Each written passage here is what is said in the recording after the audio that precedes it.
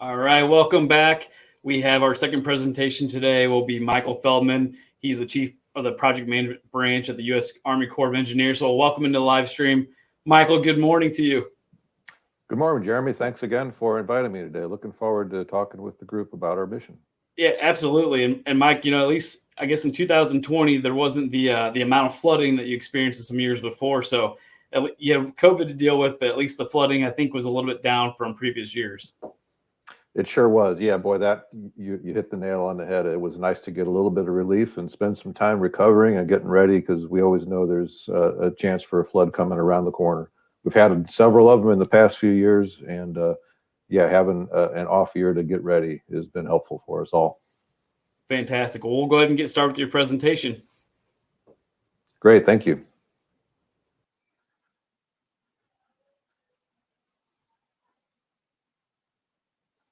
So good morning, everybody. As Jeremy indicated, my name is Mike Feldman. I'm with the Corps of Engineers here in the St. Louis district.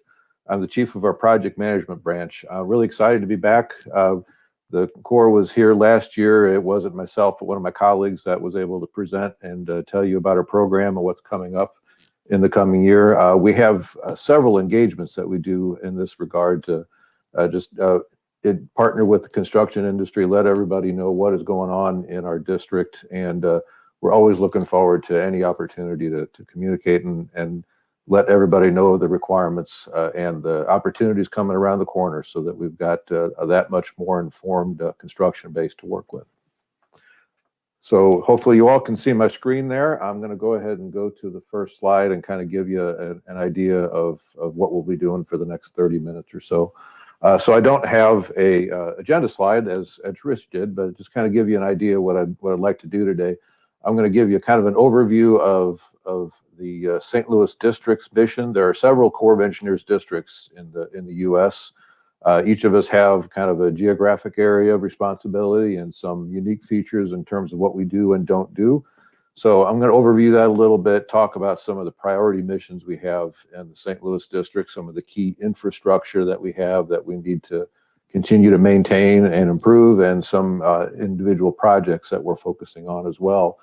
And then you'll see me transition about halfway through into basically a good list of construction and services type requirements that we have coming up over the fiscal year, and maybe a couple that are bleeding into the next fiscal year to kind of give you an idea of what is coming around the corner, what you can keep an eye out for. Then I'll wrap up the presentation with all of our contact information, some of the leadership in the district, and ways to follow up and learn more about our mission, and also how to find out more about our requirements. So I'm going to spend a few minutes here on the slide, and particularly on the map on the right side. It will really kind of help you understand what we do and what we don't do in the St. Louis district in regard to Corps of Engineers activities. So I was reading some of the banners during the break about some information blurbs about the Corps mission. And notice that very pointedly, it shared that the Corps of Engineers supports both civil works and military missions in the U.S., and that is very true, and we're involved in both of those. What you'll find is the St. Louis district is focused exclusively on that civil works mission. So you see that boundary there, and you see that we are basically half in the eastern portion of the state of Missouri, and then half in the western portion of the state of Illinois. And those boundary lines, there isn't a straight line on that map. That is because these boundary lines are laid out by drainage basin, because they are civil works missions. Water resources projects really drive our missions. So obviously our boundaries lay out by the way water drains. What you will not see is military construction in the St. Louis district. If you were interested and wanted to learn more about Corps of Engineers military construction in the state of Illinois, our sister district in Louisville is going to be managing that work. For instance, work at Scott Air Force Base, for an example. In the state of Missouri, if you're interested in something at perhaps Fort Leonard Wood or the new National Geospatial Agency campus here in the St. Louis area, Our sister district, Kansas City, is the military construction agent for military work in the state of Missouri. So just wanted to get that on the table first.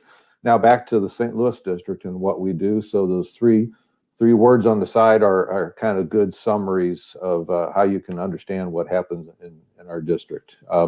Again, a very much a water resources focused agency. Try to protect people from water. Obviously our flood risk mission is near and dear to our heart, and that's exactly where we're going there. Protect water from people. We have a very robust ecosystem restoration and environmental stewardship mission that helps with water quality and making sure water is not negatively impacted by the activities in our populous areas, and just making water useful overall. Back on that map, just wanted to highlight some of the infrastructure that we have in our area of responsibility. So there are 5 completed reservoir projects in our area. 2 of them in the state of Missouri, down in the southwest corner, Wapapello Lake, and in the upper left there, Mark Twain Lake, both of them in the state of Missouri. Those are both reservoirs with dam facilities.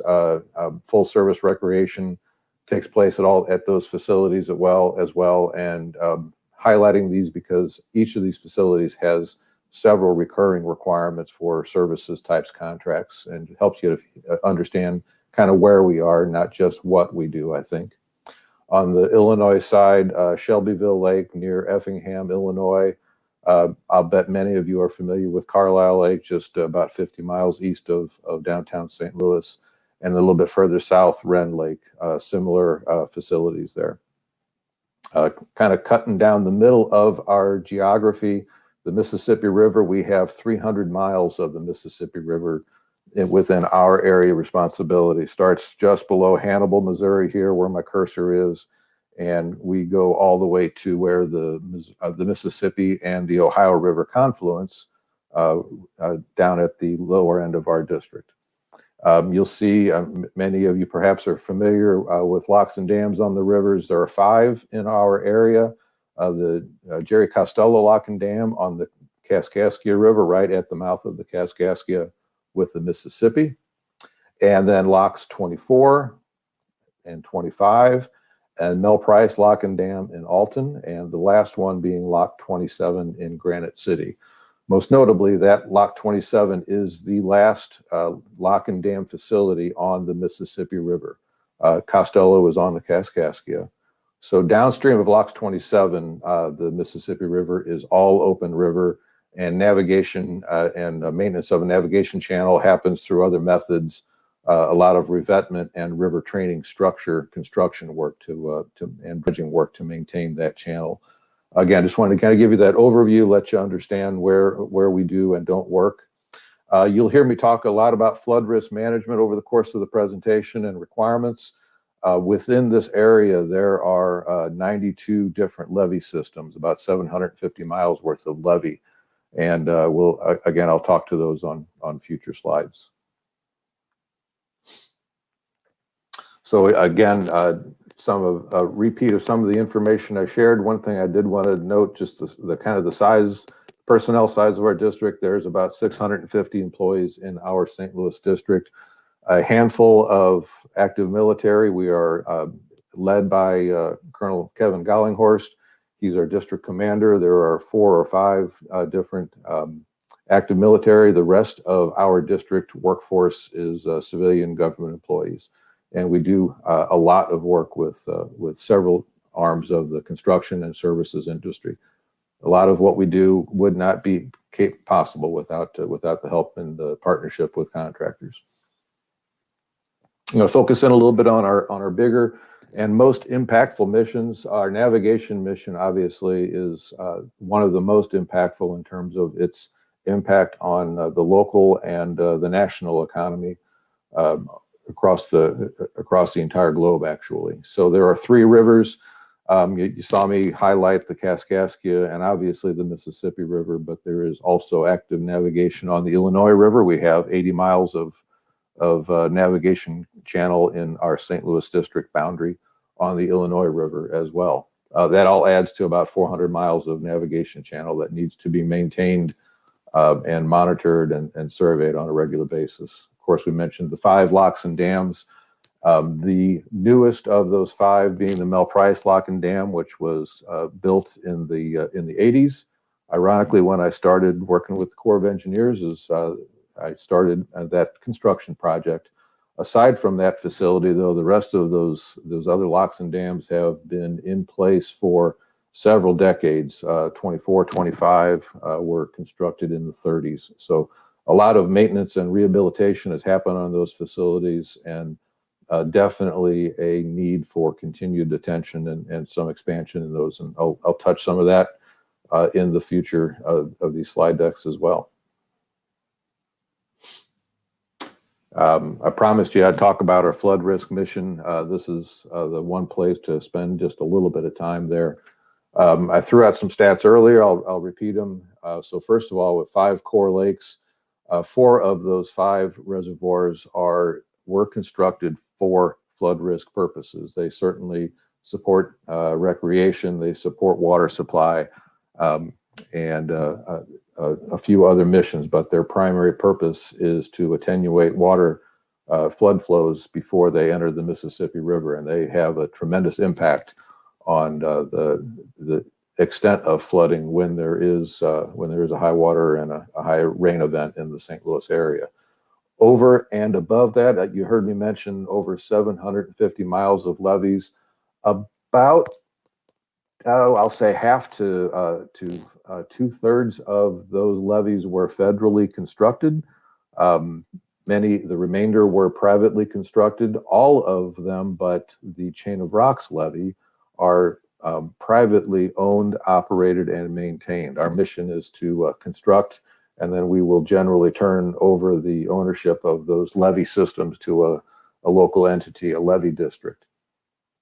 So you won't see the federal employees involved in the management of those systems, aside from the Chain of Rocks levee.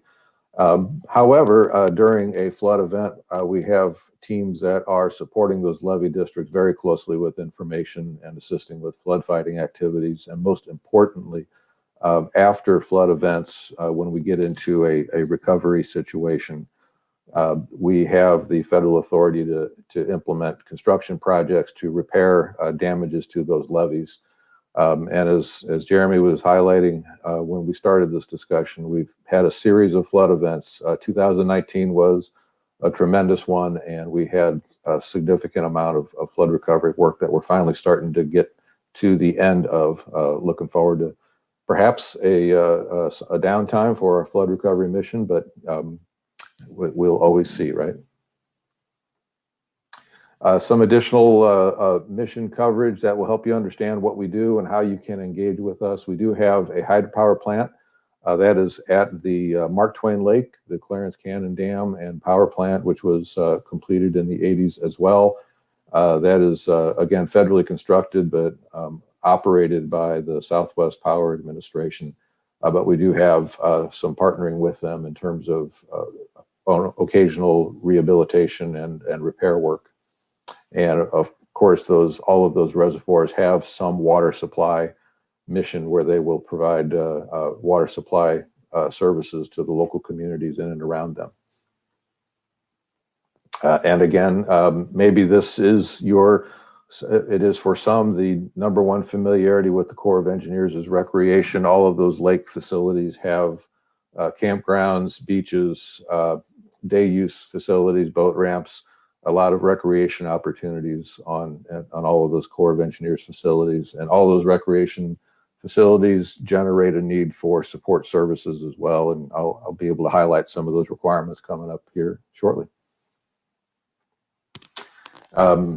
This is I believe, the last slide to talk about some of our missions. Wanted to highlight the ecosystem restoration mission. That's another very impactful mission that generates a lot of construction in the St. Louis district.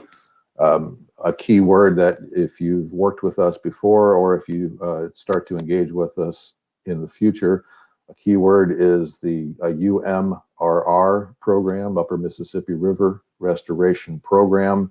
It's a program that is funded annually. It's operated by 3 Corps of Engineers districts: St. Paul, Rock Island, both of them to the north of us, and St. Louis. And there are always 1 to 3 projects that are in the construction phase in the St. Louis district within that UMRR program. A lot of wetland restoration work, small pump construction, ditching projects, some small dredging projects, etc. The ecosystem restoration mission, like I said, generates quite a bit of work in the district. I'll highlight a couple when we go through requirements, but if you don't see something that works for you this year, you can rest assured there will be several continued projects like that in the future as well. Outside of our missions, there's also some special expertise that our district has to offer.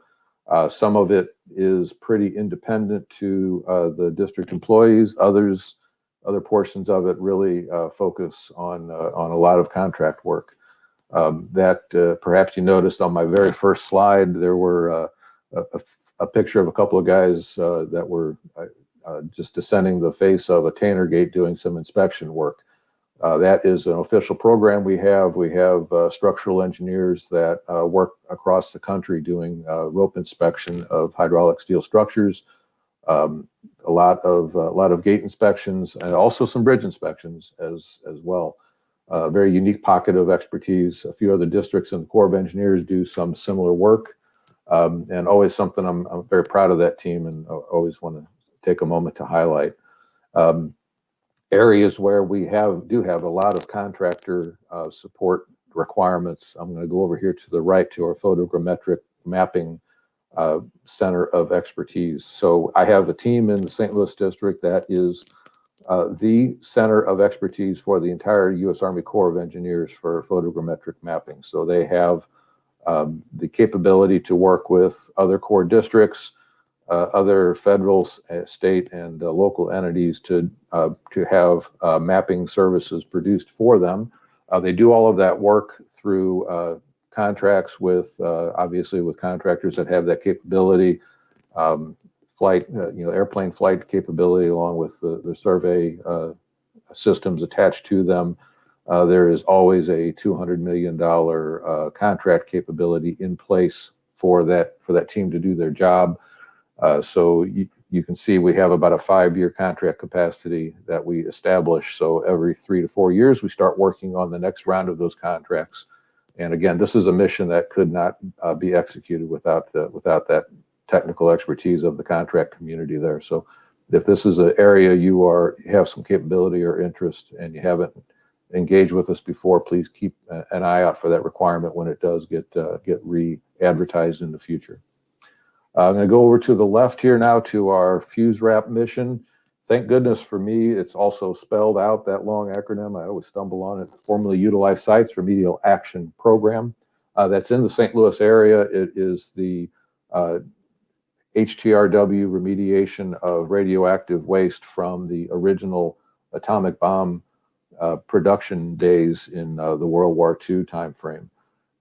That is a mission that exists in several areas across the country. The St. Louis district it does have a very robust mission, though.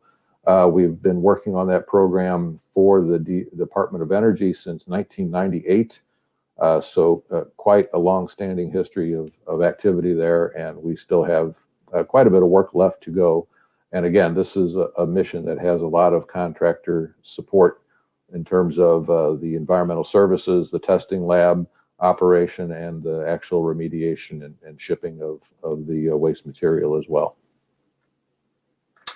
So I'm going to turn the corner now, and what you'll find I'm going to walk through is basically just a list of the requirements that we have coming up this fiscal year.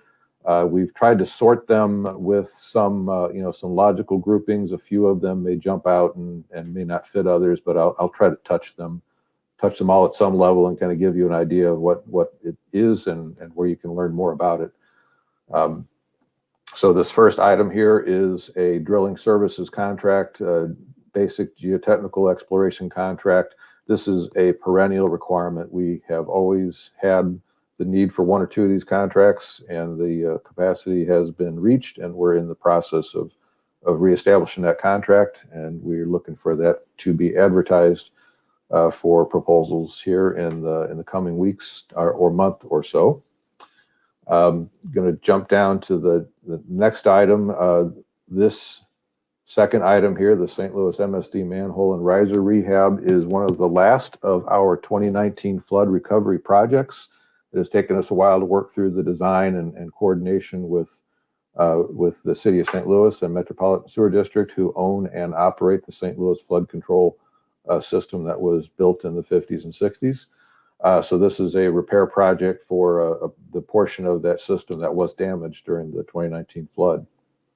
If you were involved and listening into Rich Ungerfirth when he was talking about the MSD program, he mentioned that the MSD and the Corps of Engineers have partnered on some work, which I was happy to have him tee that up for me. I was going to mention the same thing. So this Harlem-Baden project is one of those projects. We have a small authority called Environmental Infrastructure that allows us to work with communities on some sewer rehabilitation work. Our funding stream is not robust, but when we do get some funding, we're always excited to get to partner with MSD and other communities across the St. Louis area. So this is one of those projects. It's an ongoing, multi-phased effort. I think you saw Rich describe kind of how MSD is approaching that work, and we plug in with a few contracts.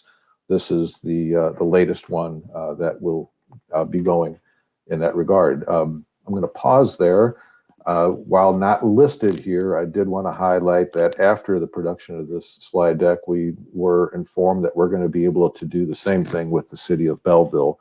We received some funding for a project over there, so you can also be on the lookout in the future for a potential construction contract for some similar sewer rehabilitation work in the City of Belleville in the not too distant future. This last item, the East St. Louis relief wells, is I'm going to call that the tip of the iceberg in terms of a very large program. The Metro East levees, if you're familiar with the area, I'll try to be fast to orient you. There are a series of urban design levees on the east side of St. Louis, on the east side of St. Louis, starting in Alton and working down to Cahokia. There are 4 levee systems: the Wood River Levee District, the East St. Louis Levee District, the federally owned Chain of Rocks Levee, and the Prairie du Pont Levee District. Those 4 levee systems have a tremendous level of protection. They were federally constructed, and except for Chain of Rocks, all owned and operated privately by the municipalities on the east side. We have some significant work to do, some under seepage remediation to take care of foundation challenges with some of that levee infrastructure, constructing relief wells, some deep slurry trench cutoff walls, and some seepage berms to help those levees perform as they were originally intended when they were designed and constructed in the 50s and 60s. So this East St. Louis project is one of many projects in that regard. It's a substantial relief well construction project, 105 wells that we are looking to advertise later this fiscal year. And I'm going to turn the corner to the next slide. This is another collection of requirements within that Metro East group of projects. I've got a map that will follow this, so I won't spend a whole lot of time on this actual slide, but these are 4 different construction projects that we are planning to advertise at some time over the course of the fiscal year for additional relief well construction and some modification and addition of pump stations to handle some of the flows from those relief wells when they do start flowing, to attenuate some of the under seepage issues in those areas. I'm going to turn to the slide that has a map. So I would love to have had maps for all of the work, and maybe that'll be an improvement that we'll take for future presentations here with your group. But I did want to highlight the work in Wood River because it is really focused and a heavy amount of work planned for this year. So to orient you, Here's the Mississippi River. Here is the Missouri River confluence.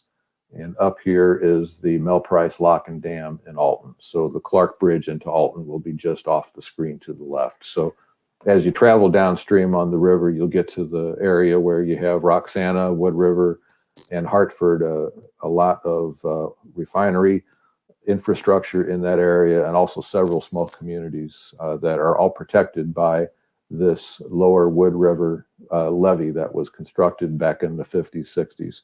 So you can see by the indication of the dots where we are doing some modifications to pump stations, constructing 3 new pump stations on the lower end, and a series of relief well installation projects all along that levee. So so look for those. Always excited to get some good competition and some great contractors doing that work with us.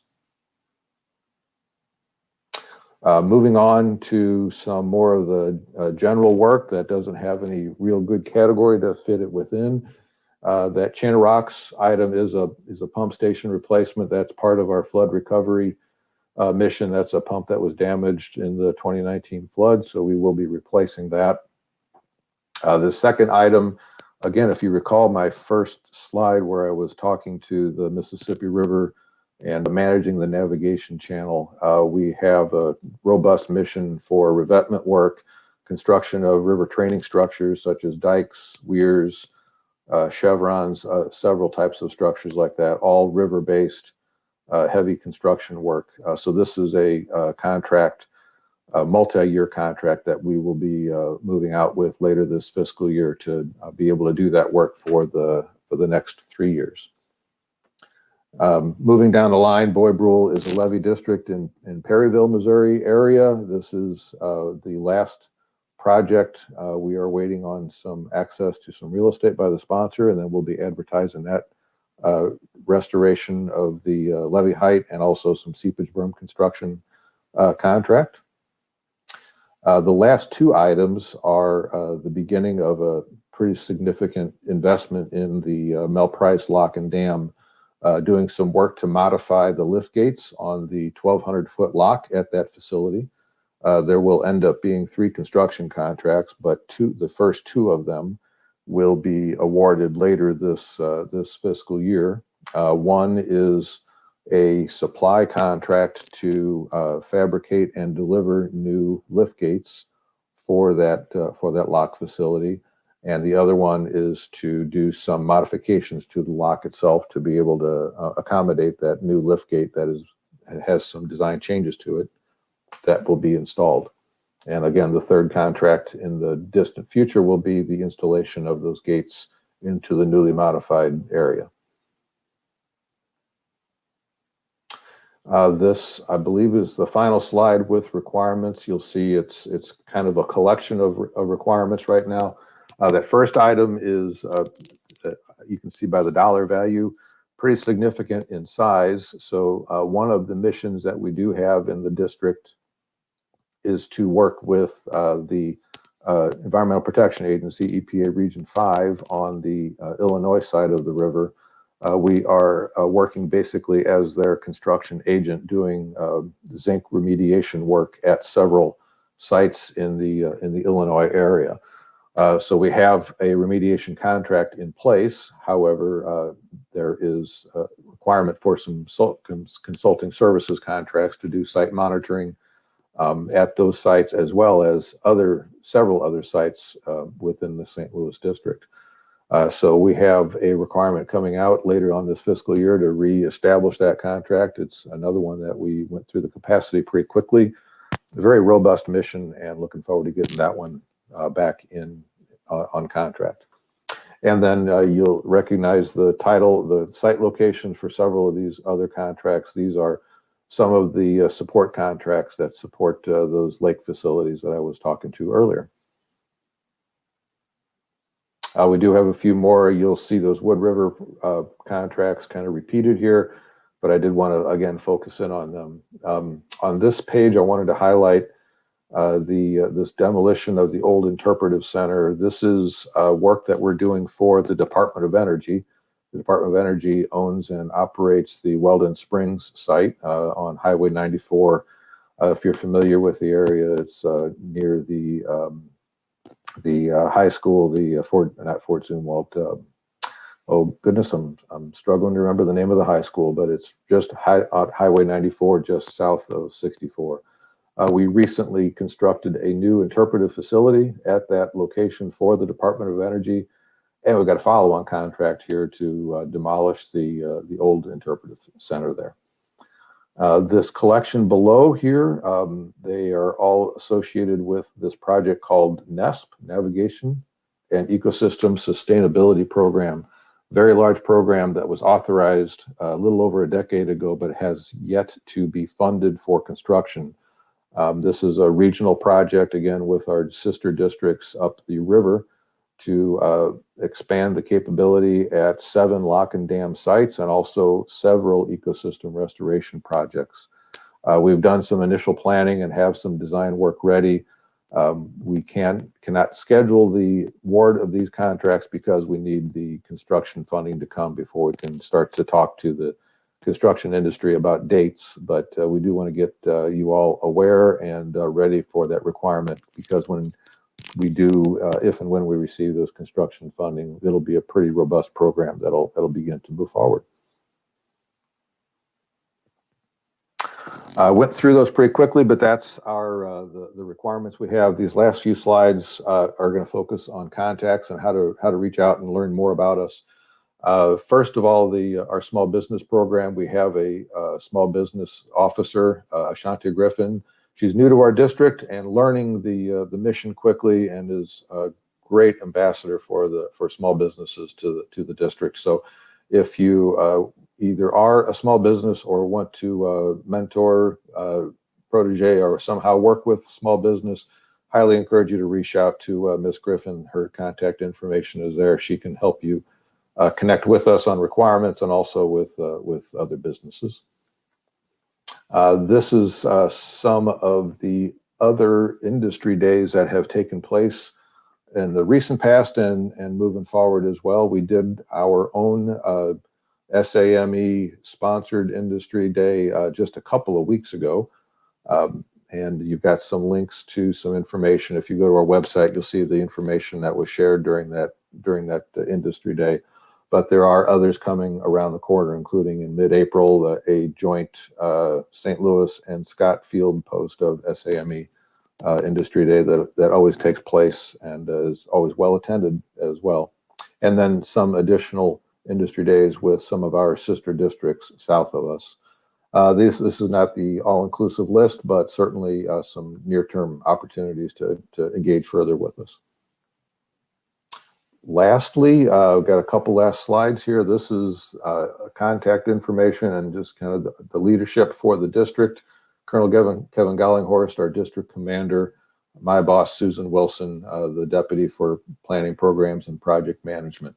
Want to direct your attention, most importantly, though, down here to two, again, great ambassadors. Trish Voss, the chief of our contracting division, with her contact information there, is the best source for you if you have questions about how to do work with the district or individual requirements. You can reach out to Trish, and she and her staff will help connect you in the right direction. And again, of course, the same goes for Ashanti Griffin from the small business programs side.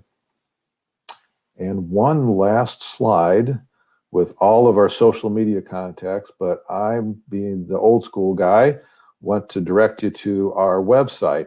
That's our district website address. If you choose to go there, you'll see a tab at the top that says Business with Us. And if you click that, you're going to have a portal to our contracting division site. That contracting division site will tell you everything you need to know about access to Beta SAM, which is the government-wide database for advertising our requirements. Future requirements that we have, the list that I showed you today will be available on that contracting website, and just some basic contact information as well. If you don't have access to these slides, if you find our website, that is an excellent portal for contractors to reach in and connect with somebody in the district to learn more and get their questions answered.